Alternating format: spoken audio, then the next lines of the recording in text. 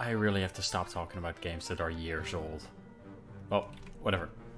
Today I want to discuss a game that I only recently played on stream, but has been on my radar for a while. Return of the Obra Dinn. What a game this is. Now, before I begin with talking about this, I'll quickly mention that I'm not going to spoil this game, because even if you're watching this, you've probably already played the game, and if you haven't, any kind of spoiler will make the game less fun. Luckily, the game is very hard to spoil unless I mention definitive answers, which I don't plan on doing. Some of the footage I might use might ruin some elements of surprise, so I'm still going to advise you to play the game yourself before watching this video. Well, you should play it anyway, the game's great. But why is this game so great? Well, let's start at the beginning.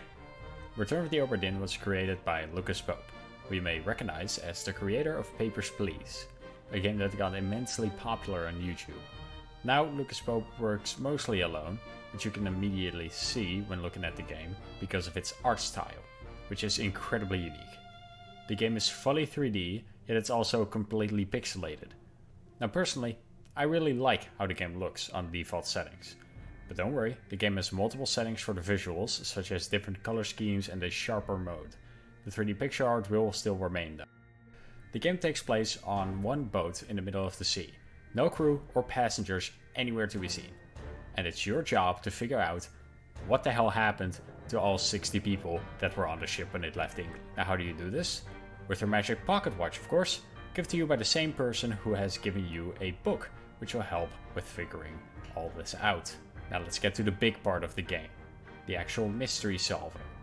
If you have ever played any kind of detective/mystery game like Ace Attorney or the We Were Here Forever series, you might expect to see actual puzzles to solve, but there's none of that here. There is one question: who were these people and how did they die? That's all you have to go on. Good fucking luck. Return of the Obra Dinn is the only mystery game I have played where everything you deduce comes from you. In the games I mentioned, I feel like there isn't anything like what you do in Return of the Obra Dinn. A popular thing to do in Ace Attorney, for example, is to basically guess your way through where you get stuck somewhere. And I feel like that is possible in a lot of games categorized as puzzle or mystery. In the Return of the Obra Dinn, however, it is simply not possible to guess blindly, as there are 60 possible names and a similarly huge amount of fates to choose from. The game does allow for some guessing, however, because when you give 3 people the right identity and fate, they will get solidified into the book. Again, to prevent you from blindly guessing, it's 3 people and not just 1 you have to get correct. The only way guessing is viable is when you are pretty sure you have 2 people correct and have a few ideas on what the third one could be. This way, when you do guess something, in the way I just described, it still feels like you deduced something. Like narrowing the identity of one person down to only 3 names, after which you can cycle through the names until you get the right one. You still do the deducing. What I'm trying to say though, is that this game makes you feel incredibly smart. And honestly, if you manage to figure out everyone's identity on your own, props to you, because the hints to accurately deduce everyone's identity without guessing are there. They are just extremely hard to see.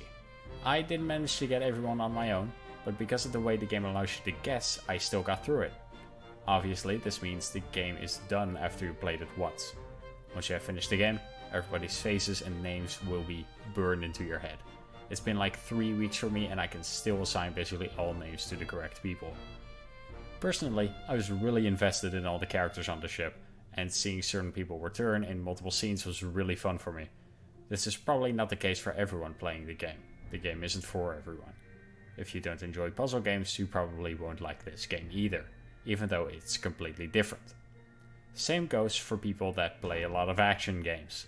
Return of the Obra Dinn has a lot of downtime, and if you want to figure out everyone's identity and get the best ending, there's gonna be a lot of time spent standing around thinking while having the book open. Wait, how long have I been talking about this game without mentioning the music? The music in this game is so fucking good. Like, it rarely fits the situation with someone being murdered and all, but the soundtrack goes so hard that it doesn't really matter. I mean, just listen.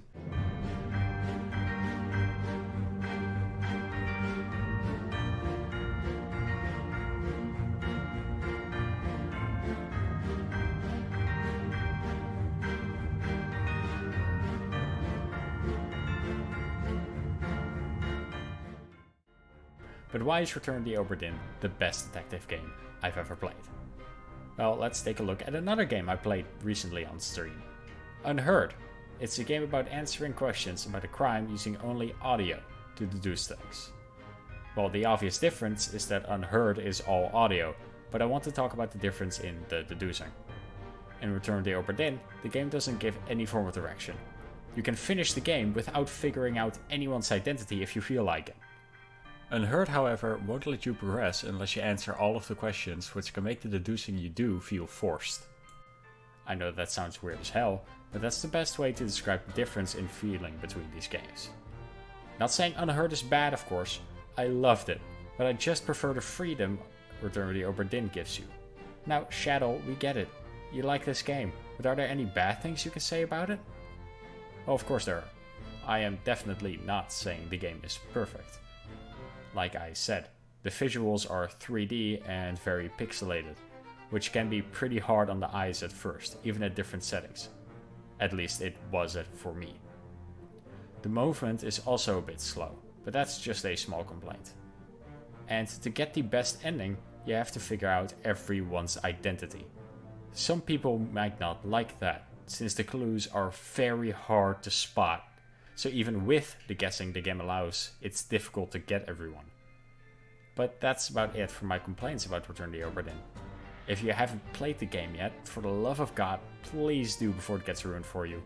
Following all these characters' actions is so incredibly fun. Oh, and if you want to watch more of me talking about random games I like, consider subscribing. Well, that's it. Goodbye.